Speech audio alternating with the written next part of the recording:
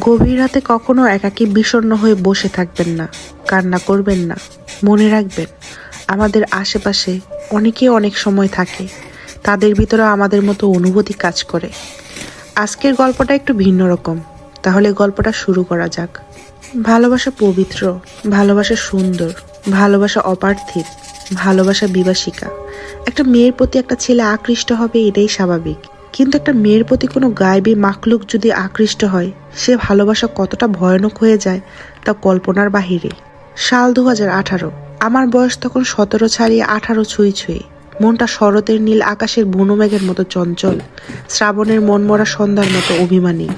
আমার চোখে ভালোবাসার মতো তেমন স্থিরতা ছিল না, তবে কল্পনার মানুষপটে আমি আঁকার চেষ্টা করতাম একটা সুপুরুষের গরুগম্ভীর চিত্তাকর্ষর অবয়ে।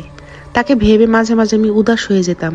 জানালার গ্রিল ধরে আমি গভীর রাতে দাঁড়িয়ে থাকতাম। আমার এই খামখেয়ালিপনে আমার কাল হয়ে দাঁড়ালো। সে রাতে বোধহয় আকাশে পূর্ণিমার চাঁদ ছিল। আম্মু আব্বু ছোট ভাইকে নিয়ে পাশের রুমে থাকে, ভাই মাঝে মাঝে আমার সাথেও ঘুমায়। সেদিন আমার বকুনি খেয়ে আম্মুর কাছে চলে যায়। আমি বড় হয় সবকিছুর একটাই উত্তর, তুমি বড় ও ছোট, তুমি যদি এমন করো ও তোমাকে সম্মান করতে শিখবে। ব্যাস, মনটা খারাপ হয়ে গেল। আমি লাইট নিভিয়ে দিলাম। আমার ঘরের পশ্চিমে একটা জানালা আছে। বাড়ির পিছে মেহগনির ছায়াগণের বাগান, গাছের ফাঁক গলিয়ে জানালা দিয়ে ঘরে ঢুকছে মিহি জ্যোৎস্না। জানালা ধরে দাঁড়িয়ে দেখছি অন্ধকারে বুঁদ হয়ে থাকা বাগানের ভিতরে হুড়হুড়িয়ে ঢুকছে চাঁদের আলো। ততক্ষণে রাত অনেক গভীর হয়ে গেছে। আমি একটু ছিটকাতুনি কিনা তখনও নিঃশব্দে কাঁদছিলাম।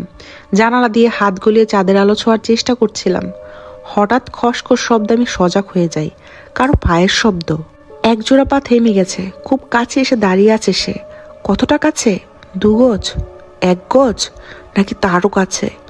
তার আর আমার দূরত্ব কি শুধু এই দেয়াল? সে কি আমার জানালার কাছে? হঠাৎ ঠান্ডা একটা স্নিগ্ধ বাতাস আমার কপালের পাশে চুল উড়ে যায়। কিন্তু এই বাতাস আমার শরীরের অন্য কোথাও কেন লাগলো না? সাধারণত কোনো বাতাস না, যেন কারো হু। আমি পিছিয়ে গেলাম নিঃশব্দে। জানালা বন্ধ করার ক্ষমতাও আমার নেই। পা টিপে টিপে বিছানার কাছে আসবো। তাসনিম, আমি চমকে উঠি।